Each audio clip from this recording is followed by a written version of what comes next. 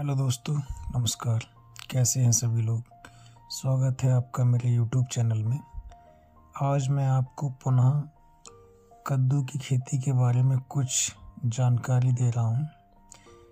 किसान साथियों, पहले मैंने कद्दू की खेती की जो वीडियो बनाई थी उसमें आपको बुवाई से लेकर और उत्पादन तक की संपूर्ण जानकारी के बारे में उसमें बताया था। लेकिन किसान साथियों, जब एक वीडियो कंप्लीट बनाई जाती है तो कंप्लीट जानकारी पूरी किसी भी वीडियो में एकदम नहीं मिल पाती है, क्योंकि हम लोगों की कोशिश रहती है कि हम आपके लिए बारीकियों से एक के बाद एक स्टेप बाय स्टेप जानकारी देते रहें। तो आज मैं आपके लिए कद्दू की खेती के बारे में कुछ सावधानियां हैं उनके बारे में बताऊंगा। किसान साथियों, कद्दू की खेती करने के लिए हम लोग जब बीज की बुवाई करते हैं या फिर पौध की रोपाई कर देते हैं, उसके पश्चात जब कद्दू की फसल हमारी जब बढ़ने लगती है तो हमारे लिए कुछ काम ज़रूरी होते हैं, उनके लिए करना ज़रूरी होता है। जैसे कि जब हमारी फसल लगभग 1 महीने से लेकर 1 महीना 10 दिन की यानी कि 40 दिन की फसल हो जाती है तो हम देखते हैं कि बेल काफ़ी फैलने लगती है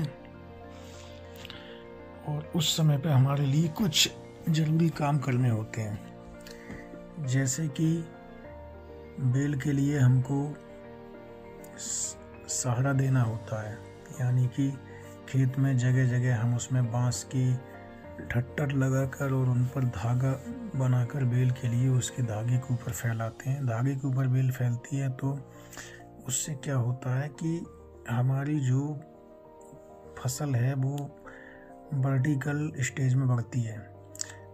किसान साथियों, फसल 2 प्रकार से बढ़ती है, एक वर्टिकल और एक क्षैतिज। क्षैतिज तरीके से ये होती है, ज़मीन पर फैल कर चलती है तो वो क्षैतिज तरीके से हो जाती है, तो उसमें उत्पादन थोड़ा सीमित हो जाता है। लेकिन अगर हम उस पर स्टेज लगाकर और रस्सी के सहारे अगर हम बेल के लिए ऊपर फैलाते हैं तो उत्पादन हमारा काफ़ी बढ़ जाता है। किसान साथियों, इस तरीके से हम ज़्यादा उत्पादन प्राप्त करने के लिए खेत में जगह जगह बांस के डंडे लगाकर और बांस के डंडे पर सुतली के सहारे बेल के लिए ऊपर फैलाते हैं, जिससे कि हमारा जो उस पर फल आता है वो फल की संख्या अधिक होती है और प्लस फल ज़्यादा आने के साथ साथ फलों का जो आकार होता है वो भी सही रहता है। और जो कि क्योंकि फल जब ज़मीन पर रहता है, ज़मीन पर फल जब रखा होता है तो मिट्टी के संपर्क में आने से उसमें फंगस जल्दी लग जाते हैं और फंगस वो फल को ख़राब होने की शंका ज़्यादा हो जाती है। लेकिन जो फल हमारा ऊपर हम उसके लिए बेल पर फैला के चलते हैं तो वो फल हवा में लटकता रहता है। जब हवा में लटकता रहता है तो जाहिर सी बात है कि वो ज़मीन के संपर्क में नहीं आता है फल, और ज़मीन के संपर्क में नहीं आता तो उस पर फंगस नहीं लगता है और कोई भी बीमारी उस पर नहीं लगती, जिससे कि फल उसका सड़ता नहीं है। जो फल ज़मीन के संपर्क में रहते हैं उनमें सड़ने की शंका ज़्यादा बन जाती है। वो ज़्यादातर उनमें जो नमी के संपर्क में आकर फल खराब हो जाता है तो ऊपर जो फोड़ के चलता है उस पर फल जो होता है वो सड़ता नहीं है। तो किसान साथियों, इस तरीके से हम कद्दू की फसल का अच्छा उत्पादन करने के लिए और क्वालिटी को मेंटेन रखने के लिए हम उसके लिए ऊपर उस पर फैलाकर और रस्सी के सहारे बेल को ऊपर पहुंचा देते हैं। इसके साथ साथ किसान साथियों, हमारे लिए कुछ ज़रूरी उर्वरक होते हैं वो अपनी फसल में देने होते हैं। जैसे कि कद्दू की फसल में हम 40 दिन के पश्चात हम उसमें कुछ उर्वरक लगाते हैं। जैसे सबसे पहले तो हम उसमें लगाएंगे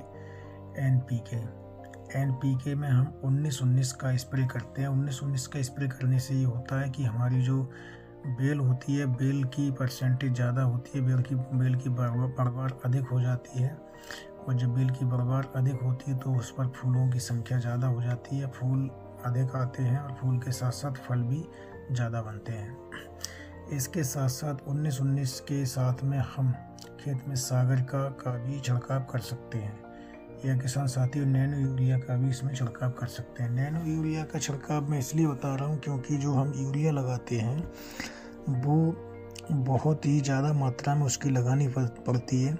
यानी कि 50 किलोग्राम यूरिया को हम जो लगाते हैं तो 50 किलोग्राम यूरिया की मात्रा के लिए पूरी करने के लिए मात्र 500 मिलीलीटर यानी 500 ml नैनो यूरिया उसमें हम लगा सकते हैं।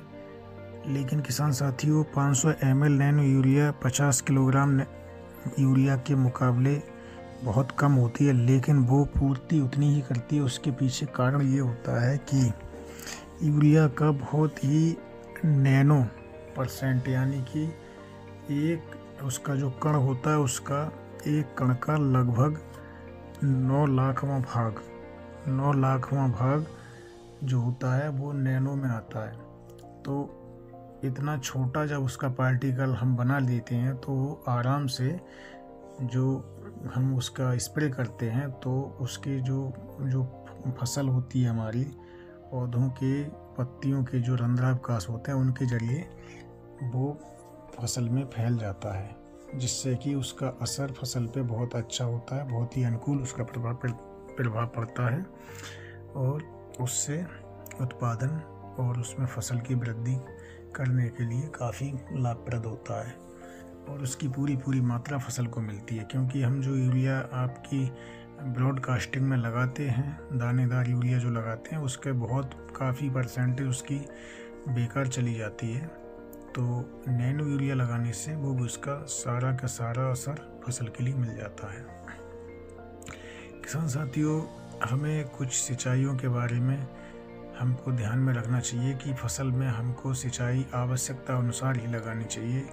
बहुत ज़्यादा पानी नहीं भरना चाहिए, क्योंकि ज़्यादा पानी भरने से पौधे की जो जड़ें होती हैं वो ख़राब हो जाती हैं, जड़ें गलने लगती हैं। जड़ें जब गलने लगती हैं तो पौधा हमारा सूख जाता है और पौधा सूख जाता है तो जाहिर सी बात है कि उत्पादन पे उसका प्रभाव पड़ता है।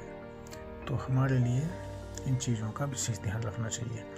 इसके साथ साथ कुछ फसल रक्षक के बारे में बात करते हैं, जैसे कि कद्दू की फसल में कुछ कीट लगते हैं। कीट में आपका सुड़ी होती हैं जो कि तना छेदक सुड़ी होती है, वो तना के लिए खाती है और इसकी बेल के लिए जगह जगह उसमें छेद कर देती है और बेल को ख़राब कर देती है, पत्तियों को खाती है। प्लस साथ साथ इसके जो फल होते हैं यानी कद्दू में भी उसको काना कर देती है। तो ऐसे कीड़ों को, ऐसी सुड़ियों की रोकथाम करने के लिए हमको अपने खेत में कीटनाशक का इसमें छिड़काव करना चाहिए। कीटनाशक में हम ले सकते हैं, कीटनाशक में इमामेक्टिन बेंजोएट को ले सकते हैं और जो फल को काना करने वाली सुड़ी होती है उसको ख़त्म करने के लिए एंडोस्कार्ब का छिड़काव कर सकते हैं। एंडोस्कार्ब का छिड़काव हम करेंगे क्योंकि ये एंडोस्कार्ब होती है लिक्विड फॉर्म में लेते हैं, तो इसके लिए हम 1 ml प्रति लीटर पानी के हिसाब से इसका छिड़काव कर देते हैं। इसके साथ साथ किसान साथियों इसमें कुछ मोज़ेक वायरस लगते हैं। मोज़ेक वायरस की कंट्रोल करने के लिए हम इसमें कॉपर ऑक्सीक्लोराइड और इसके साथ साथ स्ट्रेप्टोसाइक्लिन का घोल बनाकर और फसल में इसका छिड़काव कर सकते हैं।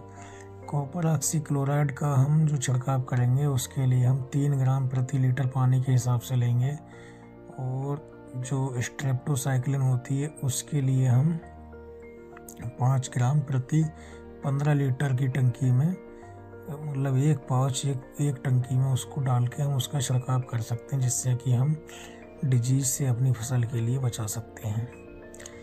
इसके साथ साथ जैसे कुछ मैंकोजेब और कार्बेंडाजिम यानी कि हम इसमें कह सकते हैं साफ नाम की जो दवा आती है उसका छिड़काव भी कर सकते हैं। उसके लिए भी हम 3 ग्राम प्रति लीटर पानी के हिसाब से उसका घोल बनाकर छिड़काव करेंगे। इससे ये फ़ायदा होता है कि जो हमारी कल्ली होती है वो साफ़ रहती है, प्लस उसमें जो फल होता है फल भी हमारा साफ़ आता है और फल की जो कलर होता है वो अच्छा मिलता है, फल में कोई फंगस नहीं लगता है।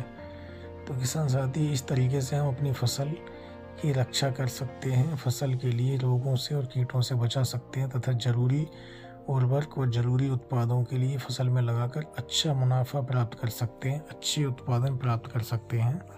अच्छा उत्पादन प्राप्त होगा और अच्छी क्वालिटी होगी तो इसका रेट भी अच्छा मिलेगा, और रेट अच्छा मिलेगा तो हमको उससे मुनाफा ठीक होगा।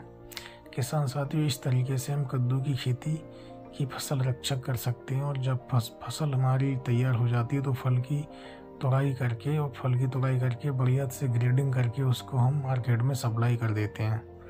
तो किसान साथियों, ये रही कुछ कद्दू की फसल की जानकारी जो कि मैंने आपको वीडियो के माध्यम से बताने का प्रयास किया। किसान साथियों, वीडियो अगर आपको अच्छी लगी हो तो वीडियो को लाइक करें, शेयर करें, चैनल को सब्सक्राइब जरूर करें। धन्यवाद।